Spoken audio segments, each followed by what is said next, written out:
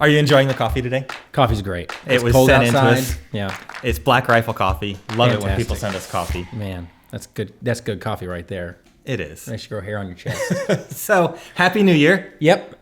Today is January 2. Yep. Let's talk New Year's resolutions. Great. Did you make any? Actually, no, not specifically.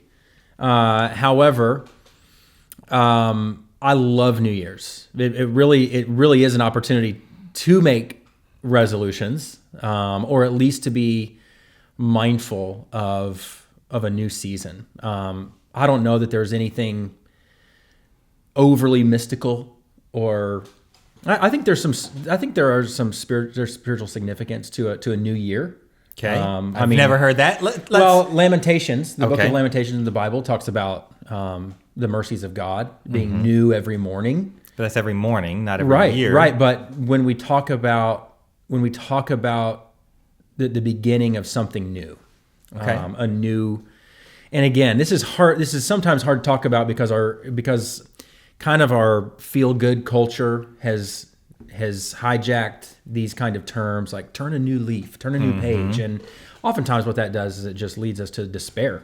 Like it's exciting at first, and then we fail, and it's like, oh well, So that may be more of personal problems than but I do think that there is meaning in the experience of something new. Do you think there's value to New Year's resolutions? I do. Yeah, I think there's value. I think I want to use the words the Bible uses, and one of those words the Bible continually uses is stewardship. Okay. Stewarding what we have. Stewarding, just in layman's terms, I didn't come prepared with a definition of stewardship, but basically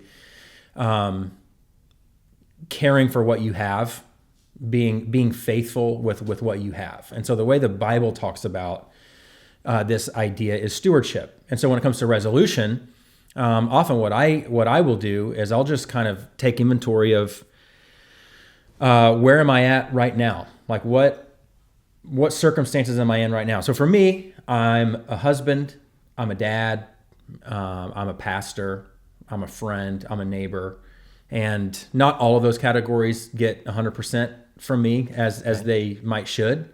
But I will ask myself the question: what does stewardship right now in my home look like? And stewardship we often think of in terms of like money, financial. We do, which is true. Needs to be that. But stewardship can also just be in time. Stewardship with time. Stewardship with our efforts. Stewardship with our attention and our focus. And so, for me, like I'm just personally speaking, I have been in the gym very consistently. You're going somewhere where I was about to go. Yeah. So let's hit this real quick. Yeah. And I think the gym feeds into how am I stewarding my body. There you go. And that's my Yeah. question. So New Year's resolutions, a lot of people talk about diets. And then you mentioned stewardship being one of these things. Yeah. So is dieting or stewarding your body a good thing? Should we be thinking about that as Yes. a resolution? Yes. Talk to me about that. I feel very energized to talk about this because Okay. I started my weightlifting regiment over a year ago. Gonna look like Travis Kelce when Hopefully, you're done? no. Okay. And it took me a good solid year to get to where I looked forward to going. Okay. And I found something that worked. And so I guess what I'm trying to say there is consistency is so important. A little while back was Thanksgiving. When you've worked so hard to be disciplined and then you have something like Thanksgiving, you think, can I enjoy Thanksgiving? I'm just going to tell you, I enjoyed Thanksgiving to the full. I ate everything I wanted to eat on Thanksgiving.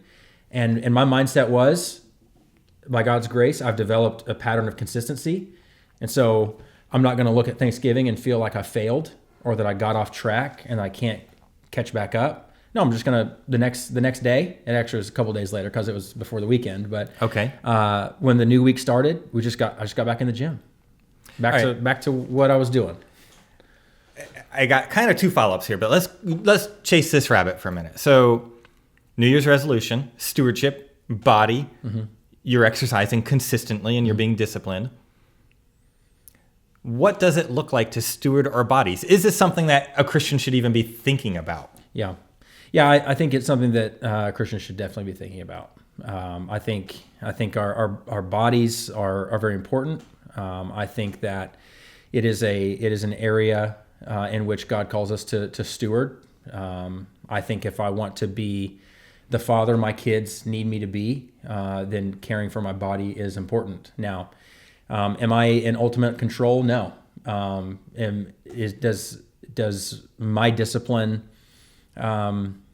negate the possibility of getting a bad diagnosis at some point? It doesn't. And I have to remember at the end of the day, I'm not in control. However, I've been tasked with being a good steward and doing all that I can in my ability that God has given to be disciplined in those areas and not overindulging in particular areas. And so I think it's important. I do think it's significant. I think being aware of the different ways in which just the different things that are in our food.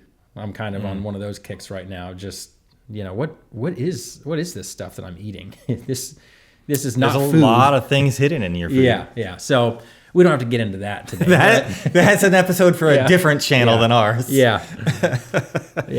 All right. So getting kind of back to this, my other question around this was, so if you set a New Year's resolution and you fail, are you now an utter failure? No. I think consistency over a long period of time is key to that. And so maybe you're trying to be in the Word. I mean, that's a discipline we need to speak about, right? Okay. We're not just going to. You mean reading the Bible? That's what you mean. Okay. The Bible doesn't say that. Paul talks about our bodily. He doesn't say it's of no value. That bodily discipline is of no value. He says it's of some value. Which is, some people want to say, well, our citizenship's in heaven. I'm just thinking about heaven. Even if I go there, overweight, that's not the right. He doesn't say that bodily discipline is of no value. He says it's of some value.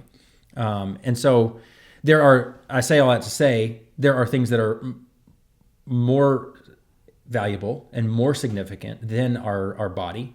We're not Gnostics, and so we don't say that the body is of no value, right? That's kind of a Gnostic idea. But discipline in the Word, and so maybe we're trying to read our Bible 7 days a week, and we miss a day, and then what that does is it sends me into despair, and I think, well, I've messed up, so can't get on it tomorrow, and then you're away from it. Well, get back in it, jump back on, get back in it, read tomorrow, read something now. We have so much access to the Bible today with our devices and all those things, and so get back into it. You bring up another question here. So you mentioned reading the Bible. Great New Year's resolution. In addition to diets, if I'm not accustomed to reading my Bible, where do I start? I mean, there's over 1,000 pages in here with lots of different topics, and some stuff is just hard. Yeah. Lamentations, who wants to read that? Yeah. Well, the way that the Bible works, which is something really cool, is that I think the more that we read it, the more that we desire it, the more that we hunger for it. And so there is an old, I don't know if it's old, but there is a theological concept of sometimes duty drives delight. And so sometimes doing what we know is right to do will birth delight in something. And so my kids, my hope for them is that they obey me because they love me. Now, what's not an option in my home is for them to disobey. And so sometimes they're going to obey me, not because they want to, but because they have to. And for a short period of time, I'm okay with that. They need to do what I say. I think because Dad says so is perfectly fine. Sometimes we do what we know is right, even when we don't feel like it.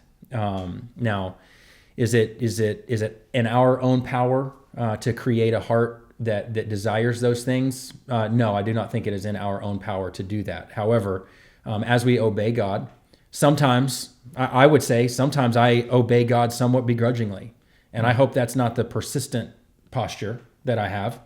But I do believe that through doing what God has called me to do as a Christian, as one of His children, that even if I don't feel like it, and I do that, His grace will pull me through and will give me a delight in that thing. So sometimes you got to, let's translate that to the gym. I don't want to go to the gym every day. There has out of over 365 days of, out of the last year of being in the gym, there's not been one day that I've not left the gym, that I have left the gym unhappy that I went. I may not want to go before it starts, but when I get done, I am so glad I went. Okay. I think spiritually speaking, sometimes that kind of takes the same route. I've never walked away from the Bible saying, I wish I wouldn't have read the Bible today. No, okay. I read my Bible and I think, man, how good is God to speak?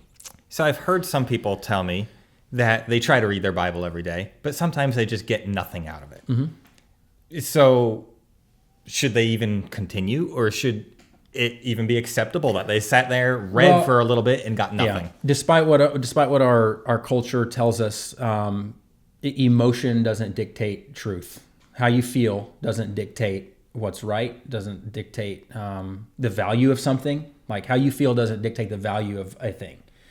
So some people are like, I went to church today and I just didn't feel good. Mm-hmm. Well, a lot of times that will become an indictment on the church rather than us being scrupulous over our emotion. Well, maybe the way that you feel doesn't dictate the value of what you just experienced in church, that God invited you there and God met with His people there and God called His people there. And so sometimes sometimes it's the same way when we read the Bible. No, I don't always get something out of it. Okay. But maybe it's not. But you're a pastor. Yes, I am. But maybe it's not always about how I feel or how I think it's benefiting me.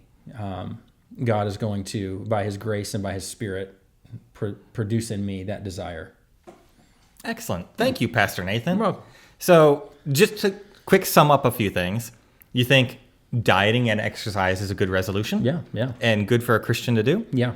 You think reading the Bible is a good thing to do? Mm-hmm. You think that would be a good resolution, or should we not even incorporate reading your Bible as a resolution? I think we should. I think it should be a planned, scheduled thing that you do during your day is to read your Bible, and that doesn't make you a legalist. It doesn't make you a robot. Oh, there's a whole episode coming right from what you just said. But I think what I want us to know when it comes to resolutions, the question that we ask is not what is my resolution, but what does stewardship look like in my life right now? And then look at all the things that you're doing. Maybe you're an employee, maybe you're a mom or a dad or a single or a sibling or a friend, whatever. Just write the word stewardship somewhere and just say, what would it look like for me to be a steward of this gift that God has given to me? All right. Thank you so much. You're welcome. And if you have any questions or comments that you'd like us to try and address, go ahead and fill those in the comments down below.